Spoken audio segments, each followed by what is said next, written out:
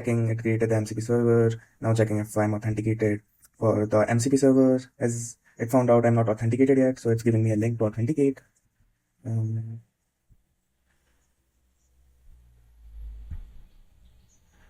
Yeah, it's asking for the permission that I set in the auth config. So it gave me the MCP server URL. This is the MCP server URL that I'm supplying to the OpenAI responses. Now it's trying to summarize the recent email that I just got. Let's wait for it to finish. Yeah. This was the latest email that I got. I'm Utkarsh. I'm one of the core engineers working at Composio, and today I'm going to guide you on how to create MCP servers with Composio SDK and manage authentication for your users and build a proper production use case with the Composio MCP servers. So to get started, what you'll have to do is sign up at app.composio.app and get into the dashboard section of the platform. For this example, we are going to be building an MCP server and an agent that will fetch all the emails from your Gmail account, and it will authenticate, it will connect to the MCP server and summarize everything from your email.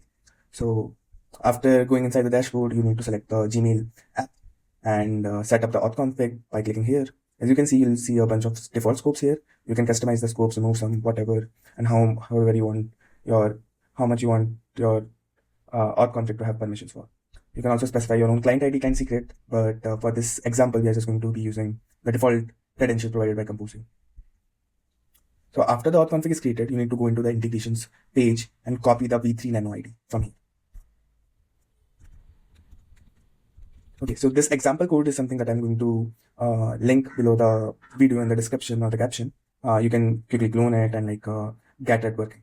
All the configuration is defined at the top. I have set the name as personal Gmail summarizer. You need to specify the auth config ID that you just copied here. User ID is something that you'll be setting as an identifier to separate or segregate the users. It could be anything. It could be a UUID or a email, whatever you use on your site to identify the users. For this MCP servers, we are just using two tools, Gmail fetch emails and Gmail fetch message by ID. Now here's some boilerplate code that we use with the Composio SDK everywhere. Basic utility function to validate the environment variables. This function, now coming to this function, there is create function that we are using from the MCP class here. Here you have to supply the server name, the auth configuration, auth config ID and allow tools that we just defined in the config. Now there are some additional options that you can also specify, like is chat auth. What it means is if you supply it as true, the agent will have access to some additional tools like initiate connection or check active connection, get required parameters, all these three tools. And with these three tools, they can manage the authentication on your behalf.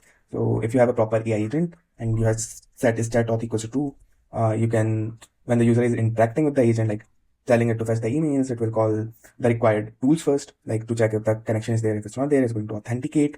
It's going to ask them to authenticate and then continue the rest of the flow. But for this example, we are going to be setting it as false.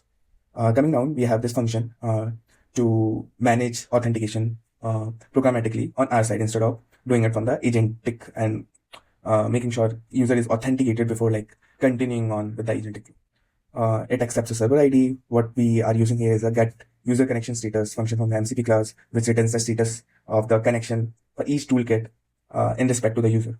So we have a condition here. If the user is not connected to the Gmail account yet, we are going to authorize it with the authorized method given by the MCP class. We're going to supply some parameters it asks.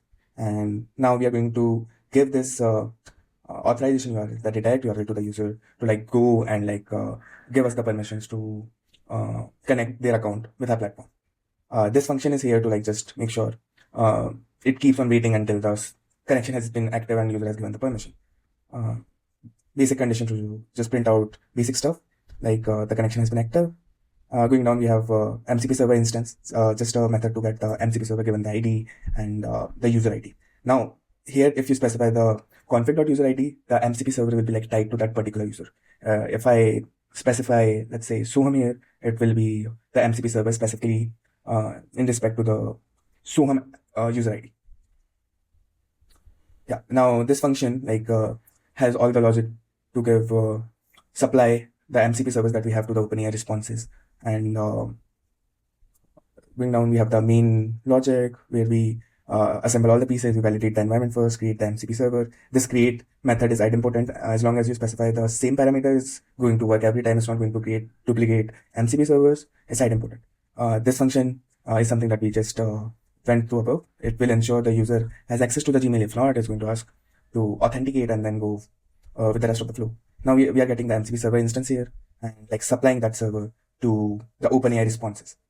And this is going to like print the summary of all the emails, because the instruction we have given to the OpenAI responses is to fetch all the latest email from the inbox and summarize it.